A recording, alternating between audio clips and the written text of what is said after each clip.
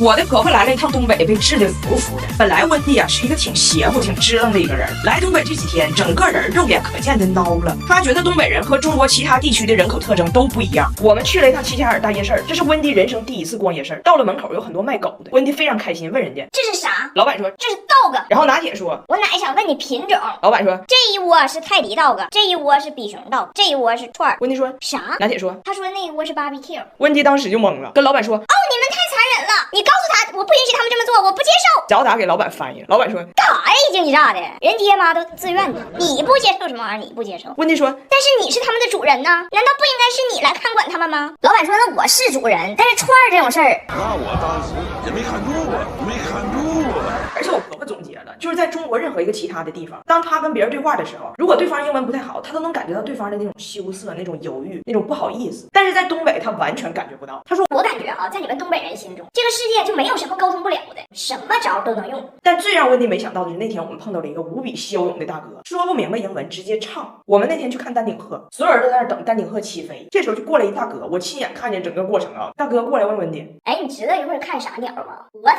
bird？温蒂说 I don't know。大哥说丹顶鹤吗？哎，丹顶鹤咋说的？没学过这玩意儿。Elephant 不是，咋跟他翻译呢？哎，你没听过那首歌吗？不要问我从哪里来，我的故乡在南方。还有梦中的丹顶鹤，哎，丹顶鹤，对吧？然后大哥啪一下拍我一下，你不知道这歌吗？他没听过，你还没听过吗？我说大哥，我听过，但是那是橄榄树，橄榄树。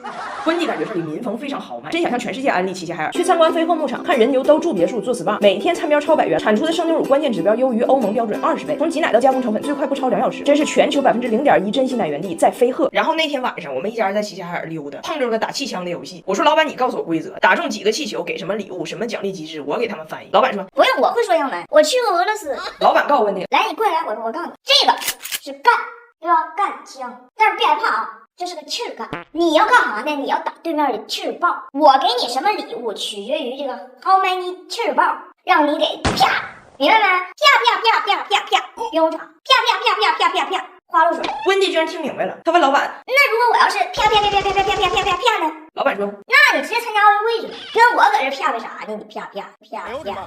然后老板指导温蒂射击姿势的时候，直接就上东北话。下壳搁这儿，把那盆让我带你，下壳贴上。发现这外国人完全听不懂，老板思索了一秒，觉得问题是音量和语速，而不是他的东北话。于是他把东北话更大声的跟温蒂说了一遍。温蒂说，我听不懂他说话是因为我不是东北人，不是因为我聋，你让他别喊了行不？扎铁的旁边都急了。温蒂终于找到了全中国他最喜欢的景点——成都荷花池小商品批发市场，相当于西南义乌。温蒂在成都看完大熊猫，回酒店的路上路过了一个批发市场，在这里他的世界崩塌。刚在景区买的熊猫，他花45，这儿一模一样，50一兜子。更夸张的是，他在这里找到了很多他在加拿大重金买的东西，比如他和他俩闺女3个女人集资在加拿大给早达买的生日礼物，100多刀的卡通小相机，比如他给我妈花180刀买的碗，还比如温蒂老公一直想买又舍不得的大金表，都以3到40人民币的价格摆在了他面前。温蒂心情很复杂呀，他的第一反应是他的世界崩塌了。温蒂震惊了，他跟我说，你妈要是知道我给她买那个碗在中国就能买着，而且才35块钱，不得生气呀？我要是她，我当场就得不高兴。我说别担心温蒂，她其实现在跟你也没好。温蒂就开始琢磨了，想买一大堆大熊猫回加拿大卖，结果发现有一个嘴缝反了，长得挺反讽的。温蒂说这个有瑕疵，让老板给打折。老板说你要想要没瑕疵的，你就买旁边这些贵的是纯外贸的。这是外贸的哈，真东的。温蒂说我知道，我这些年买的就是这些纯外贸的，要不我咋穷呢？我就买那些有瑕疵的，我再把它们缝回来。我心想这老太太还真是个苗子，这哪是我婆婆呀，这将来就是一个进出口口岸。我说温蒂好好说，别着急，你好日子搁后头。然后温蒂跟疯了似的，下午去了一次批发市场，晚上还去，第2天还要去，第3次去时我因为有事我没去。最后当天是张大铁和早达全程陪同，我不放心，往早达包里还塞根词典笔。到了小商品市场，张大铁搬个小凳往门口一坐，就特别像等媳妇逛街心里着急去打麻将的老头。发饰区、手串店、钟表店，温蒂在水钻、假玉、假玛瑙之间流连忘返，而且还学会怎么讲价。因为温蒂出门之前，他的哥哥我爸给了他3条锦囊妙计，都写在了纸条上，怕他没大心给忘了。第一个是对半打8折，第2个是甩头转身走，第3个是回头抹个0。我一看这锦囊都是英文的，我说那你们当时咋咋沟通的呢？我爸说这锦囊包括他们要买啥都是有道词典笔翻译的，这个6000万超大词库能做到有问必答，杂不答英汉之间有啥问题随时问，还能跟有道词典笔里的 Echo 自由聊天，真人外交联系。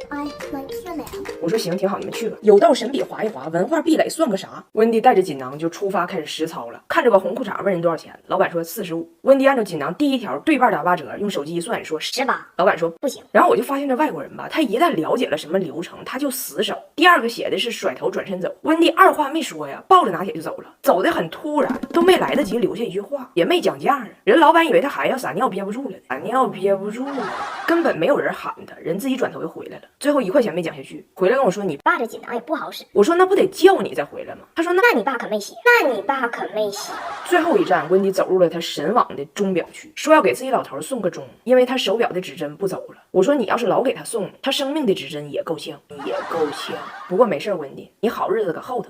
哎，你们相信不？其实《再见爱人》里这个麦琳她嫁错人了，她有一个绝配，就是俺家大胖媳妇儿。哎，真的，麦琳要是嫁给了大胖媳妇儿，那真是嫁到了他的新趴上。最近我在跟大胖媳妇儿，我俩一起追《再见爱人》，这个麦琳不是说啥话都绕着弯子，老让你听她的弦外之音吗？给别人都整懵了。但是巧了，大胖媳妇儿根本听不懂弦外之音，她听人说话只听字面意思。那天我看麦琳跟梁亮生气了，说自己不录了，我这边看着这个憋得慌，结果人大胖媳妇儿耶，我不录了。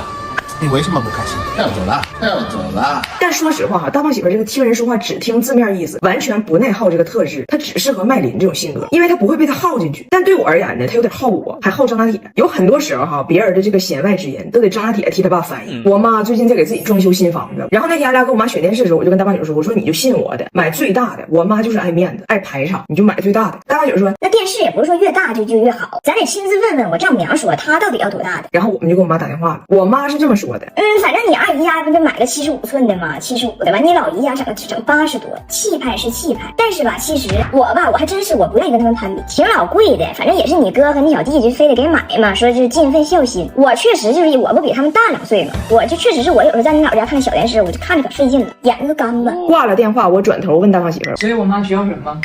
要药水。给我急的，我跟俩还说，你俩告诉我，给姥姥买什么？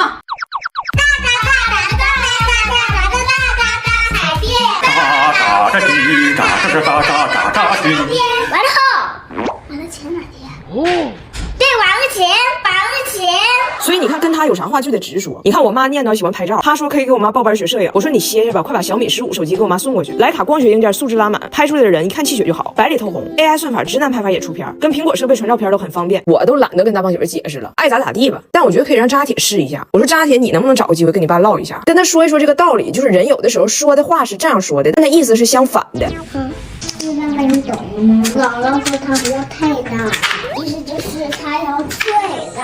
为什么？吃饭的时候，妈妈说咋不撑死您呢？妈妈是要撑死您吗？妈妈是说，你别撑死我。真的吗？真的。我看电视的时候，妈妈说，你一直看啊，你别睡觉，明天也别上学。妈妈是让你不睡觉吗？不是，妈妈是让我睡觉。对啊，你想看电视？不是，你问妈妈要自行车的时候，妈妈说我看你像个自行车，是说你像自行车吗？对。为什么？因为妈妈说我像自行车。不对，妈妈说的是我像自行车。我像自行车。我是自行车。妈妈说我像自行车。你这都掉。我像自行车。爱咋咋地吧。